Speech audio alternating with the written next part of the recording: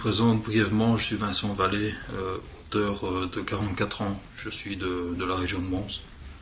Et je suis invité par Made in Belgium et je les remercie déjà vivement pour présenter un de mes romans. J'ai choisi le dernier que j'ai publié durant ce confinement et ce qui a rendu les choses difficiles pour moi et comme pour tout autre auteur ou maison d'édition d'ailleurs, artiste en général, où nous sommes un peu bridés et laissés de côté par ce malheureux virus dont on n'arrive pas à se défaire.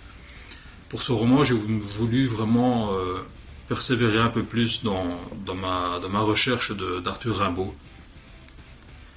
J'ai voulu comprendre, j'ai voulu l'analyser, j'ai voulu déchiffrer un peu tout ce qui fait qu'il a laissé tomber sa plume et son génie après avoir quitté Verlaine et mis un terme à leur histoire d'amour tumultueuse, que j'ai d'ailleurs retranscrit dans un roman qui s'intitule Verlaine à vos Rimbaud. Cette fois-ci, donc, j'ai voulu me pencher vraiment sur la fin de vie d'Arthur Rimbaud, parce qu'il faut savoir qu'il est mort à 37 ans, dans des circonstances très difficiles et malheureuses.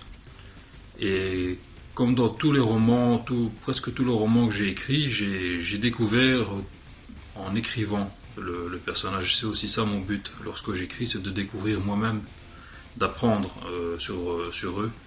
Et donc voilà, j'ai appris énormément, j'ai compris du moins de mon point de vue à moi, personnellement, j'ai compris pourquoi Arthur Rimbaud a tout laissé tomber. J'ai voulu savoir aussi s'il avait persévéré dans ce qu'on appelait la pédérastie à l'époque, son péché, c'est-à-dire les hommes. J'ai voulu savoir s'il était resté homosexuel, ou bien si c'était juste une folie de jeunesse, comme on peut tous en avoir. Et donc j'ai eu mes réponses en écrivant ce roman. J'espère que il vous apportera aussi non seulement une histoire, un roman, mais des réponses à vos questions concernant Rimbaud. Et si vous ne le connaissez pas, que vous apprendrez à le connaître comme ça, et que vous ferez un peu une petite marche arrière pour voir qui il était lorsqu'il écrivait ses poèmes, lorsqu'il étalait son génie.